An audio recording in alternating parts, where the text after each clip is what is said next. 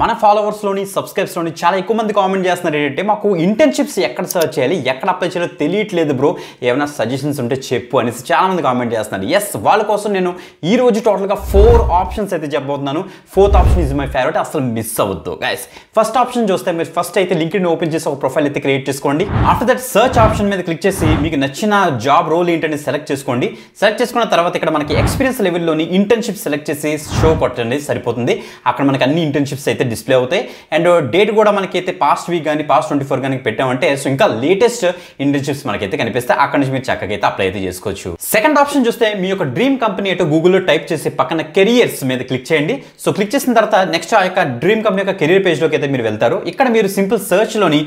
intern అని మీరైతే search చేసారంటే ఇంటర్న్షిప్ ఆపర్చునిటీస్ ఏవే ఉన్నాయి మీరైతే ఇక్కడ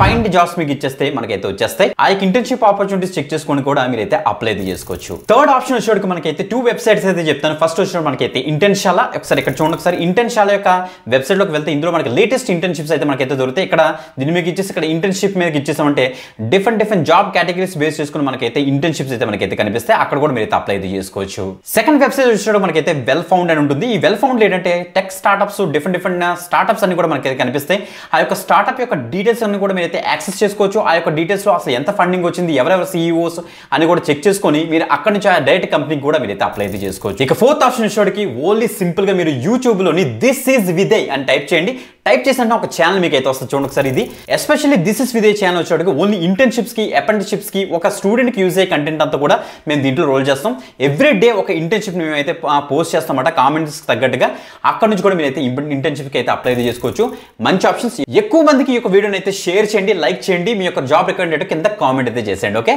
బాయ్